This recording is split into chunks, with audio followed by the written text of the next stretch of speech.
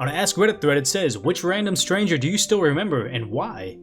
So today on Decoy Noise, we got me, the Decoy, we got Jess again. If you haven't subscribed already, please do so below.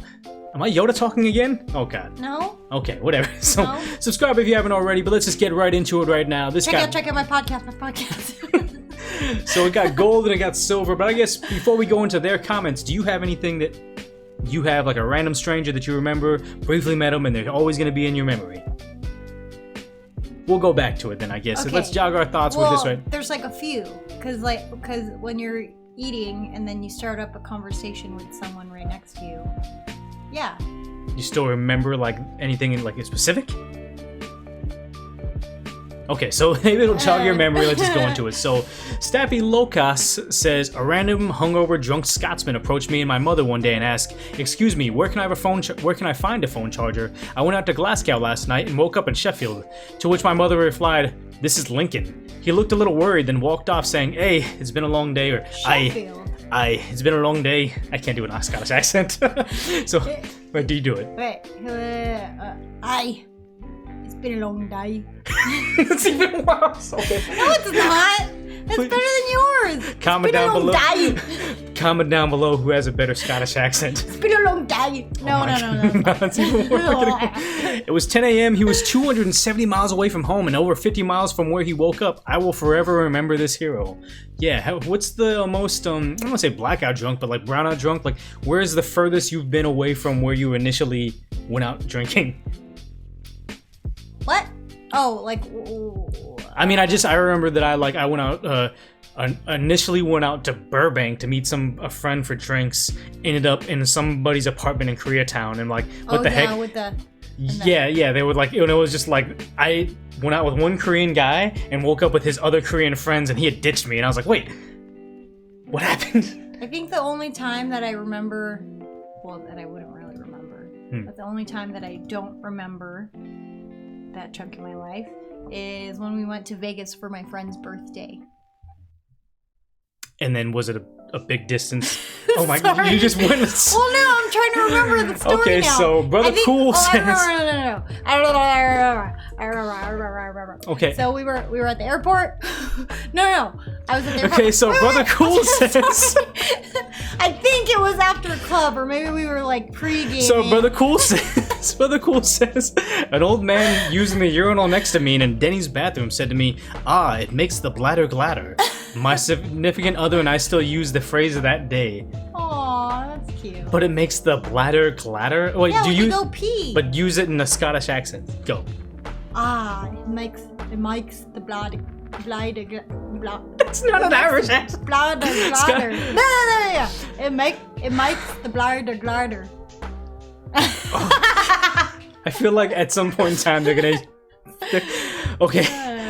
Okay, so Shardik replied to that saying, "This happened over the recent holiday season. I was at a restaurant and it was alone in the men's room where there were 3 urinals and I'm using the one to the furthest right. The guy comes in, steps beside me, uses the middle urinal, and I'm thinking to myself, clearly he has no washroom etiquette. And I had no idea how right I was. He starts peeing and he makes a show of stretching both arms in the air above his head. Yes, he's stretching at the urinal. His willy is just dangling and spraying wild. Crazy, right? He then brings down his arm, resting both hands in his pockets, and takes a half step back from the urinal, leans backwards. His crotch must be 1.5 feet away from the urinal now, and his thing is just out there doing its thing. Super effing weird, right? Yeah, that's what he let out a huge... Oh my god, he sighed loudly and said, "That's the stuff. I just finished up going, I washed my hands and left." Yeah, they have to be somewhere, right? He's not in the States. This person's not in the States? This guy could be. This is a different reply. No, trust me. Some people don't have a men's room bathroom etiquette. They just don't know. Like, I've had people where I'm using the restroom at work and they know that I'm in the stall sitting on the toilet and they want to start a discussion, and I'm like, weird! You have no bathroom etiquette. Like, I don't know what this is. Like, no, I'm not gonna start a conversation with you right now while I'm using the restroom in that way, and that's disgusting. So the squirrel within says, I was a very little kid and didn't know how to tie my shoes, and the laces came undone. I asked an old man, when you're that young, everybody's old, who was walking past if he would tie my shoes for me. He tied the shoes together in a knot and laughed as I fell and gave him the what the fuck look. So old man, an older dude just ties his shoes together. That's pretty cute. That's pretty good. That's good. Yeah. Okay, so Sorry, but I laughed. So that's horrible and hilarious. That's Scottish not accent, go. That's horrible and hilarious. Oh, the hilarious was good. The hilarious was good. That's horrible and hilarious. Hilarious. It's hilarious. Oh, God. I feel like one day you're gonna be applying for a job, and then the person, like, as you turn in your resume, they're gonna turn around to you and have a Scottish accent. So that you're the Jessica that we've been hearing so much about. That's not the accent. Oh, it's pretty good. It is really good because my accents are amazing. Mucha says, the man who saved my life when I was drowning in freezing water when I was 6. I don't remember anything about him except his face. Okay, that's cool. Was he bald? Was he bald? Are you bald and at some point saved a drowning 6-year-old? Ooh, juicy. Is this the story? Not gonna lie, JoJo's barred. Oh, okay, whatever. Bakdak Su says, in 1988, I was working for a lunch rush for the first time and it was epping slammed. This guy finally makes it up to the register and I do the greeting and he says, what does it mean when all the cows in the field are laying down? Oh, I look at him and he has 2... It means they're dead. I look at him like he has 2 heads and ask what he wants to order. Undeterred, he says, it means it's going to rain. What does it mean when the cows in the field are standing up? I don't know. I look to my coworkers for help and they're studiously ignoring my plight. He forges ahead. It means it's not going to rain. What does it mean when some of the cows are standing up and some of them are laying down? They're not sure if it's gonna rain. I don't know. Does he want to... Coyote! You just... I'm sorry! Shut up! Does he want a burger? But does he want a burger? It's his way of asking for the combo meal. It means that it's gonna be partly cowdy. He turns and leaves, mission complete. This dude stood in line for 20 minutes just to tell a joke. It's been 30 years and I still think about literally every single time I see a cow. I like that. Applause for you for like, we're telling a story. Jump out. But it's in caps, so I couldn't help myself. I just remember a long time ago, I was at a gas station, and an obviously homeless person walks up to me, and he says, hey, if I'll make you laugh, will you give me some change? And I was like, I'm sorry, I don't have any money. And he was like, I'll tell you anyway. What do you call a dog with no legs? And I'm like, I don't know. He's like, doesn't matter, it ain't coming anyway. And I was like, that was funny. I was like, if I had money, I would have given it to him. But yeah, that's the guy, the stranger I met at a freaking gas station at 10 at night, randomly one time, and I still remember him. How do you know he was gonna walk up to you and just stab you or shoot you or something? I was being nice. There was people that really don't look like they have anything to lose. You're always very courteous to them. He walked up to me and he was like, hey, got any change? What if I make you laugh? You got any change? And I was like, no, no money. It wasn't like that. The guy genuinely made me laugh. You're trying to turn him into a weirdo. He was a nice guy. Homeless dude, I hope that you got your change because your joke is great. Okay. So, we got a couple more of these. So, Stool Toad 9 says, I'm on a cruise, I'm washing my hands, and this large Andy Reid looking dude with a thick Pittsburgh accent comes out of the stall and says, if you put your left hand and right hand under 2 soap dispensers, you get double the soap. And I'm like, yeah. What? Pittsburgh accent, go. I don't know Pittsburgh accent. Guess what it is, go. If you put your If you put your left hand on your right hand on a different soap dispensers, you get double the soap. They don't sound like that. I can honestly, that's how uneducated. They don't sound like that. That's how uneducated I am. I don't know where Pittsburgh is on the map. You should travel. I probably. Out of curiosity, what does a Pittsburgh accent sound like? I'm from New Jersey, never heard it, and I'm assuming it's like a blend of Philly and a Chicago one. Oh yeah, or it's like that video. Remember that video? Oh, the people talking. The guys from Baltimore. Yeah. Aaron. Okay, no, Mad Girl. If yins didn't eat yet, y'all go down Prometheus night and get a hoagie. Don't be telling them kids about that, and I'm tired of them nibbing in my business like they take forever. We gotta kick back. I don't know. Okay, I feel like to kick off. We were just going for the record for most offended people in one post. Okay, so yins at work, that's beautiful. Instead of y'alls, we say yins, and instead of did you eat yet, we say jeet jet.